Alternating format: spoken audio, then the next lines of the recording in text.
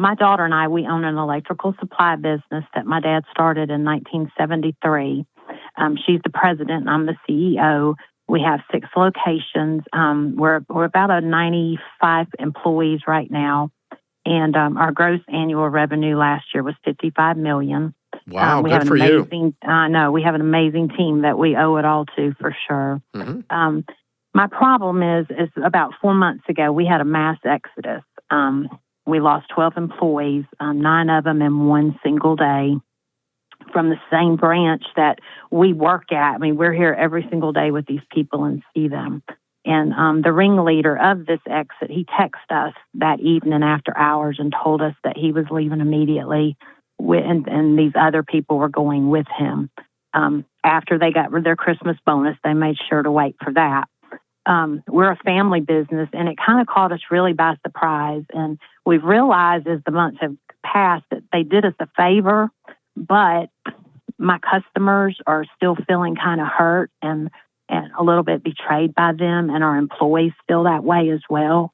And I just didn't know if you had any words of wisdom to kind of help get us through this just betrayal that we feel. And I beat myself up because it's like, I've worked with these people every single day.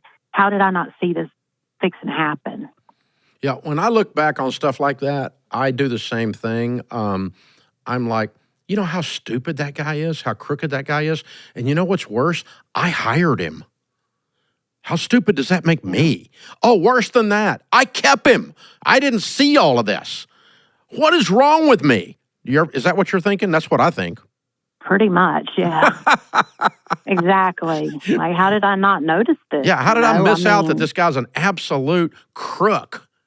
I mean, what kind of jerkwad walks out cold and takes a whole bunch of people with him without ever raising a concern? Right.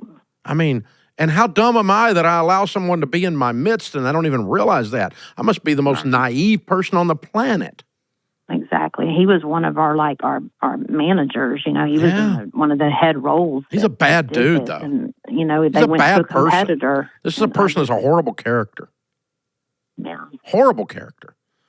So, first thing I have to do, and sometimes I have to do it every morning, I'm just being a little real with you, is I have to forgive myself for not being a good enough leader to catch that I had a crook in my midst.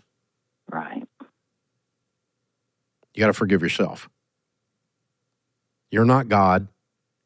You're not clairvoyant. You can't tell everything about everybody. Some people are pathological liars. They're so good at it. They have such a talent at being an absolute crook that even the best of us can't catch them. Right. You got to forgive yourself.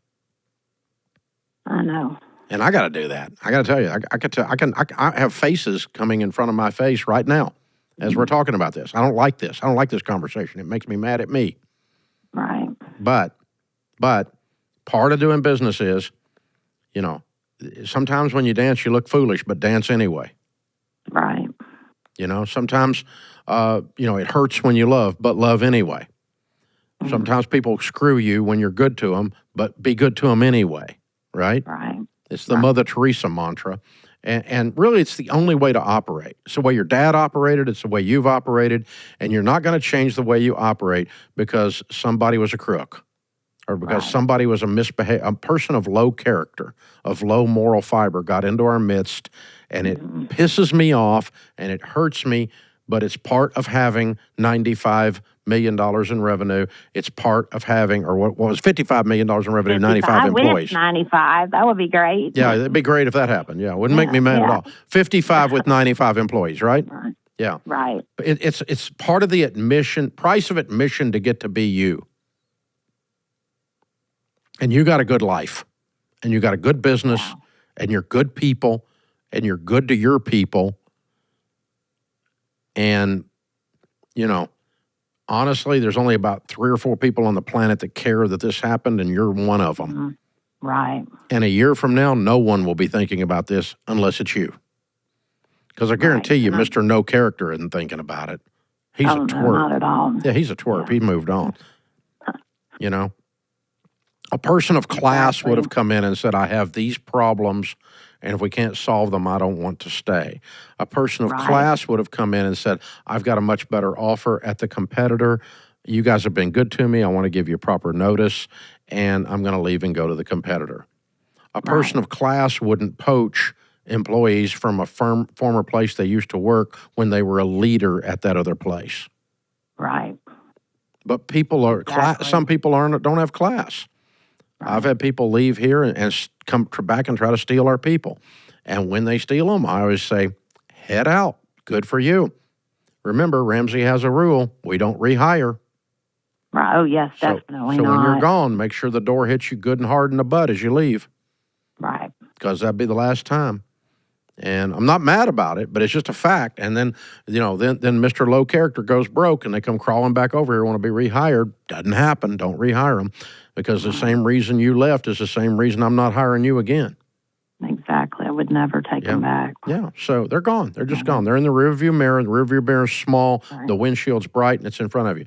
So, Right. I might just call an all hands meeting and just say all this out loud. Right. And we kind of did, we really kind of got everybody together, and I think people are starting to, the first month was really hard because, our employees really felt it. It hurt them, like, well, why did they do this to us? Exactly. Look straight in the they face. feel kind of like One you of feel. them, yeah. So I've had people hear the same exact situation here over the years, and I can't believe they would do that and dishonor this place. Right. Dishonor all the hard work that we did together. I thought this was my friend. Exactly. I feel like if that's the integrity that they had, we didn't need them anyway. Absolutely. Good riddance. So I'm really glad they're gone. But all I'm saying out loud is it does hurt, it does make you mad, and it does make you lose a little chunk of your confidence in yourself. That just makes you human. Okay.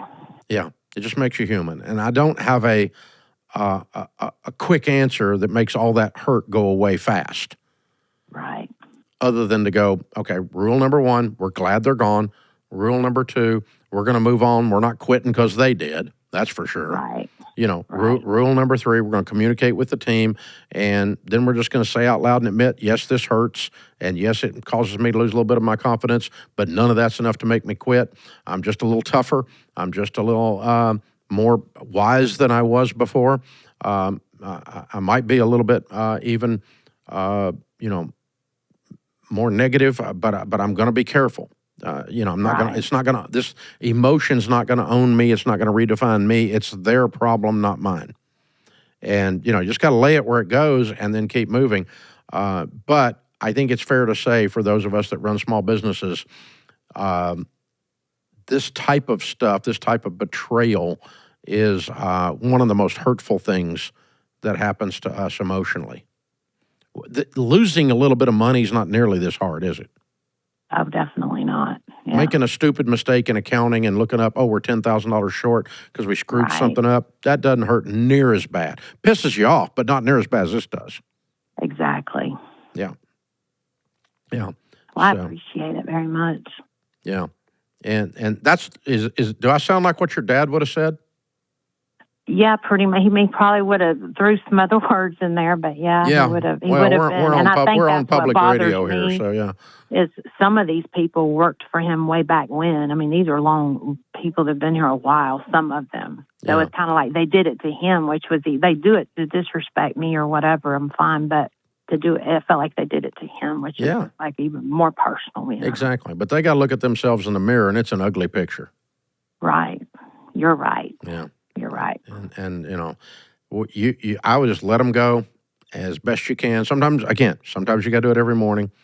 Right. Some mornings you wake up and their faces are in your dadgum mind floating around, and you got to clear them out before you go do something positive. But time does heal this stuff too. The further distance get away. Yeah. And when you get them replaced with people that were that are better than they were. Oh yeah, that's where we're headed now. Yeah, that's that's also the ultimate revenge. Right. God gives you a replacement that's an upgrade. Right. Yeah. And that's where it takes you. I'm sorry, Kim. I wish you hadn't gone through that, but I got bad news. You're probably going to go through it again. I wish I could say it's only once around here in 30 years. It wasn't. It's more than once. Now, I never had 12 at one time under one person being that. I've not had that. But I have had individuals completely betray us and let us down and steal from us and everything else. And it just is heartbreaking and maddening and all of those things. It's just real. And after you were good to them, right? And you know, after all I've done for you, that's kind of what runs through your head. But that's just part of it. And that's also very true. Ugh. Oh, so mean. So mean. Wow. Some people's children.